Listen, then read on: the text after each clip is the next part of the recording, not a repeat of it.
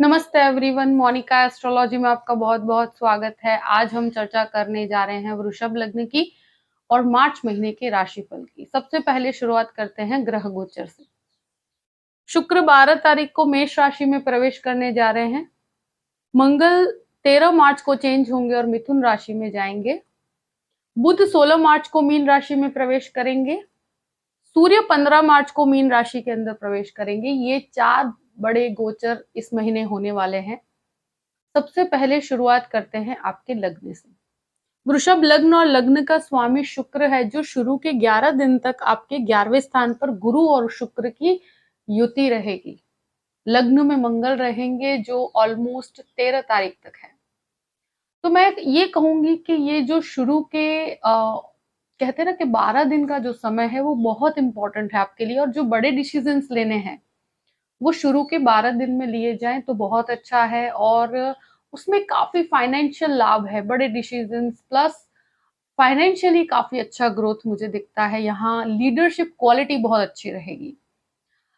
देखिए 12 तारीख निकलने के बाद क्या है कि लग्नेश का 12th हाउस में 12वें घर में जाना और राहु के साथ मंगल यहाँ से निकल जाएंगे, तो एक तरह से वो भी एक बहुत आपकी लाइफ में एक परिवर्तन होगा, क्योंकि ये मंगल एक तरह से काफी कहते हैं ना कि कार्य के अंदर बहुत ज्यादा एनर्जी प्रदान करता है। और जब लग्नेश 11th हाउस में थे तो वो लाभ में बहुत वृद्धि करते हैं और गुरु शुक्र का योग बहुत ही एक्सलेंट परिणाम देता है। मगर जब लग्नेश राहु के साथ और शुक्र बन के 12th हाउस में जाएंगे तो वहां पर मुझे लगता है कि आपको कोई भी जैसे जॉब के लिए भी ट्राई कर रहे हैं या किसी भी प्रकार के बिजनेस के अंदर भी है, तो वहां पर बहुत बड़े रिस्क नहीं लेने चाहिए। और अगर कहीं पर भी जॉब के लिए कोशिश कर रहे हैं तो वहां कॉम्प्रोमाइजिंग पोजीशन होगी 12 तारीख के बाद।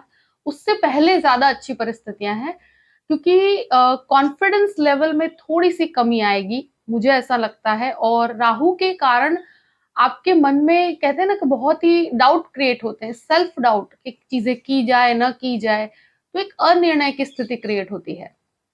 द्वितीय भाव की बात करते हैं। द्वितीयेश है बुध, और बुध आपके 10th हाउस में, बाद में 11th हाउस में शनि बुध की एक युति बनेगी और यहाँ पर मंगल आएंगे 13 तारीख के बाद। देखिए ये एक ऐसी पोजीशनिंग है कि इन्वेस्टमेंट मुझे लगता है कि 16 तारीख तक किए जाए तो बहुत अच्छे हैं, आपको परिणाम बहुत अच्छे मिलेंगे उसमें। यहाँ जैसे ही मंगल आते हैं तो एक तरह से कहा जाए कि वाणी के अंदर अग्रेशन आएगा, परिवार वालों के साथ छोटी छोटी चीजों में क्लैशेस करना, क्योंकि बुध की पोजीशनिंग 16 तारीख तक तो फिर भी बेहतर है, मगर 16 तारीख के बाद वो नीच के हो जाएंगे।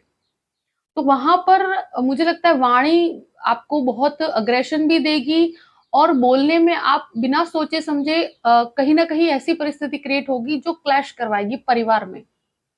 तो रिलेशंस में बहुत शांति बना के रखनी पड़ेगी, क्योंकि ये मंगल जो है वाणी भाव में आ रहे हैं।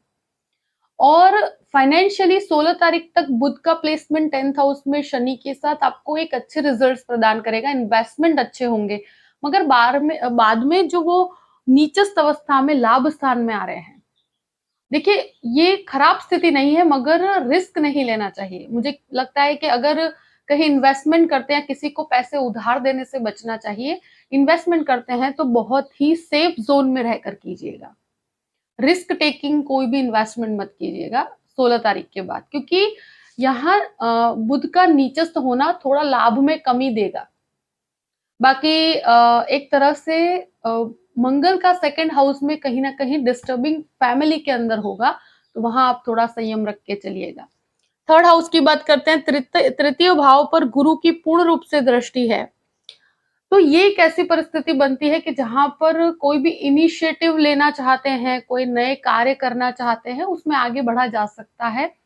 देखिए एक चीज जरूर कहूंगी कि आप जो भी काम करेंगे वहां पर आपका कॉन्फिडेंस लेवल 12 तारीख के बाद थोड़ा सा कम रहेगा। तो मुझे लगता है कि अगर इस महीने बहुत बड़े परिवर्तन करना चाहते हैं तो वो 12 तारीख तक कीजिए। उसके बाद आपको बहुत ही सेफली चलना चाहिए। कोई भी नया काम करते हैं तो वहां पर भी इन्वेस्टमेंट में भी आपको कैलकुलेटिव होकर चलना पड़ेगा। बाकी गुरु की दृष्टि की वजह से कार्य होगा जरूर, और इनिशिएटिव लेने से आपको फायदे भी होंगे। तो वहां पर एक बहुत ही अच्छी परिस्थिति है और इन चीजों में आगे बढ़ा जा सकता है। चतुर्थ भाव की बात करते हैं। फोर्थ हाउस का लॉर्ड सूर्य है, जो शनि के साथ खुद के घर को देखते हैं। मंगल 13 तारीख तक चतुर्थ भाव को देखेंगे। ये प्रॉपर्टी के लिए मुझे लगता है कि मंगल की चतुर्थ दृष्टि और 15 तारीख तक सूर्य की दृष्टि, तो शुरू के 15 दिन प्रॉपर्टी खरीदने बेचने के लिए बहुत अच्छे हैं। और बाद में भी सूर्य का गुरु के साथ जो योग बनेगा वो भी आपको प्रॉपर्टी के डिसीजंस में बहुत अच्छा मतलब मदद करेगा और चीजों में काफी अच्छे लाभ होंगे।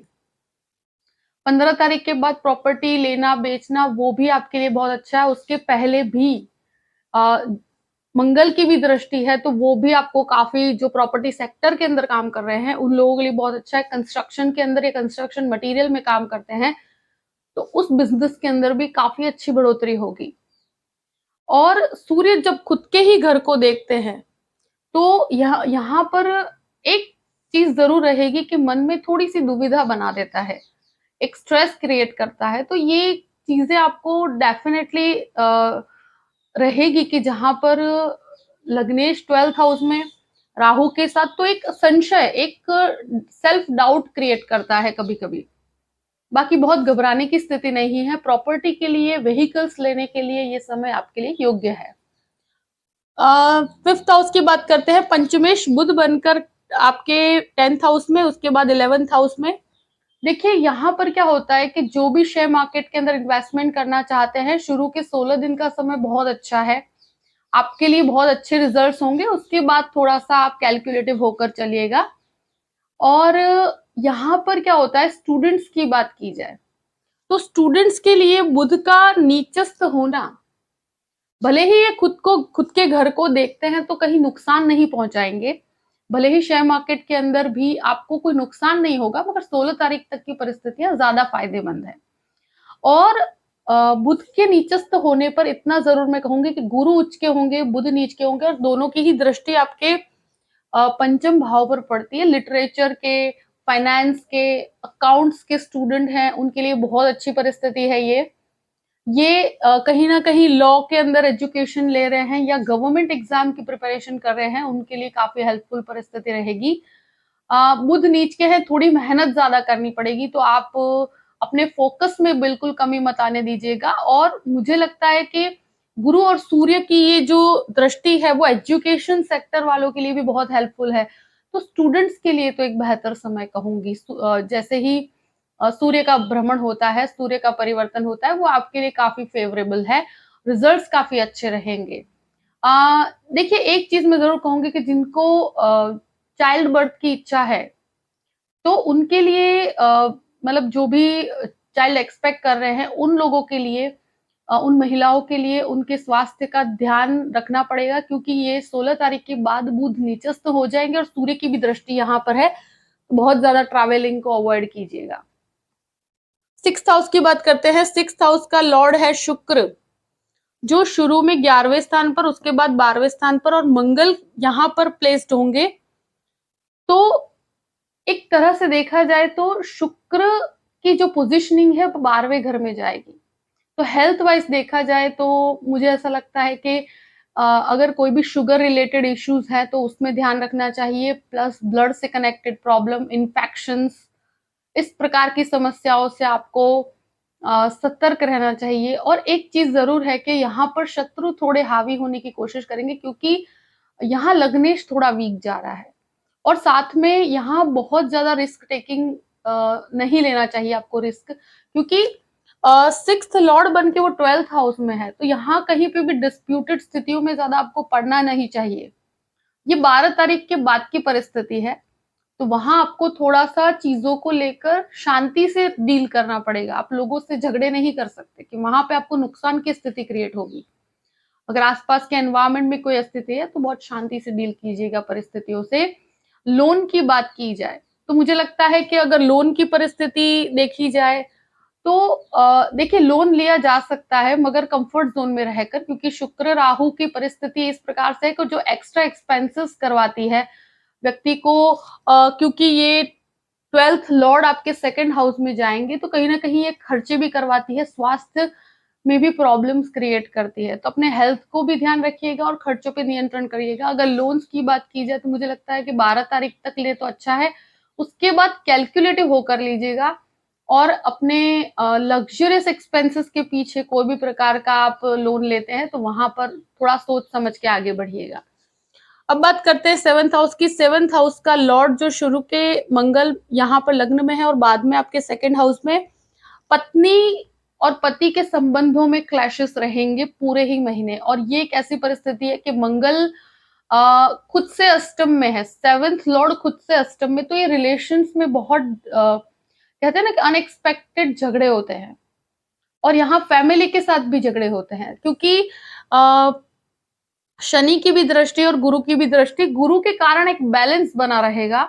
मगर मैं आपसे एक ही चीज कहूंगी कि इस महीने जो कहते हैं ना कि इवन पार्टनरशिप के अंदर भी थोड़ा सोच समझ के आगे बढ़िएगा। शुरू के 12-13 दिन ऐसे है कि वहां पर पार्टनरशिप में आप आगे बढ़ सकते हैं, अगर कोई नई पार्टनरशिप करते हैं तो वहां पर आपको मुझे लगता है कि अवॉइड करें तो ज्यादा अच्छा है। ऑलरेडी जिस पार्टनरशिप में है या लाइफ पार्टनरशिप के अंदर भी आपको थोड़ा सा रिलेशंस में प्रॉब्लम्स होगी तो वहां आपको शांति बना के रखनी पड़ेगी। अष्टम भाव की बात करते हैं। अष्टमेश गुरु यहाँ पर 11वें स्थान में, फिर बुध और सूर्य के साथ युति रहेगी, शुरू के अंदर शुक्र के साथ युति रहेगी। तो यहाँ रिसर्च में काफी लाभ है। आप कोई भी प्रकार के कह सकते हैं कि लिटरेचर के अंदर है या कोई आईटी क्षेत्र के अंदर भी कोई भी प्रकार का रिसर्च कर रहे हैं, गवर्नमेंट कनेक्टेड कोई काम कर रहे हैं, तो वहां पर आपको लाभ डेफिनेटली मिलेगा। और विदेश के कार्यों में एक तरह से सफलता के योग बनते हैं। थोड़ा सा धीमापन जरूर रहेगा मगर यहाँ एक तरह से लाभ के अंदर काफी, रिसर्च में आपको काफी अच्छे लाभ होंगे।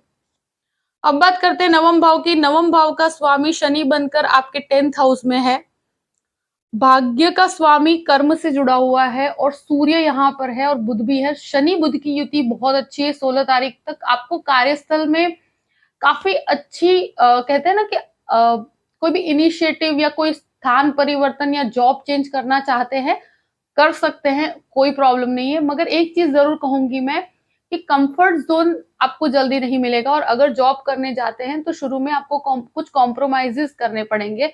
अगर 12 तारीख के पहले है तो कॉम्प्रोमाइजिंग सिचुएशन नहीं है, मगर 12 तारीख के बाद अगर कोई भी सिचुएशन ऐसी है तो वहां थोड़े कॉम्प्रोमाइजेस करने पड़ेंगे, मगर चेंज करने से आपको फायदा है।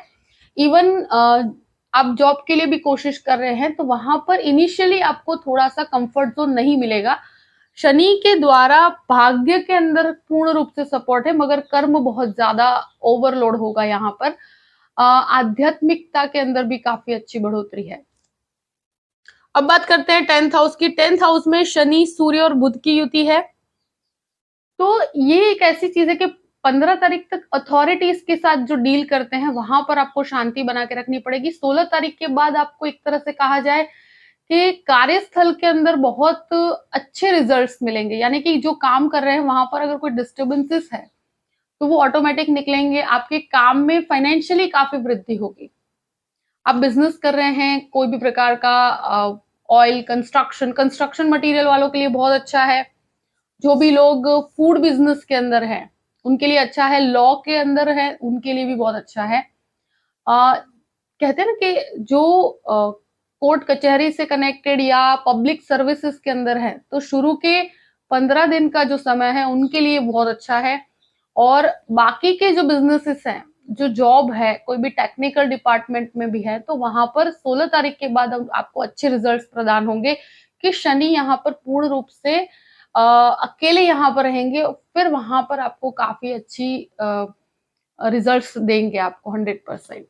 11वें स्थान की बात करते हैं। 11वें स्थान में गुरु और शुक्र की युति शुरू के 12 दिन तक रहेगी, जो एक बहुत ही अच्छी परिस्थिति है। लाभ में वृद्धि है, आपके हर कार्य में आपको सफलता प्रदान होगी और आई थिंक जो बहुत अच्छे और शुभ योगों में माना जाता है।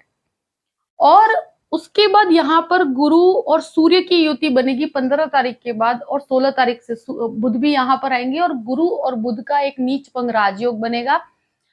साथ में सूर्य भी रहेंगे तो गवर्नमेंट कॉन्ट्रैक्चुअल वर्क या गवर्नमेंट के साथ कनेक्टेड कोई भी कार्य करते हैं वहां आपके लिए सफलता है। और जो भी टीचिंग लाइन में है, टीचर्स हैं, प्रोफेसर्स हैं, मोटिवेशनल लीडर्स हैं, उन सब के लिए बहुत अच्छे योग है।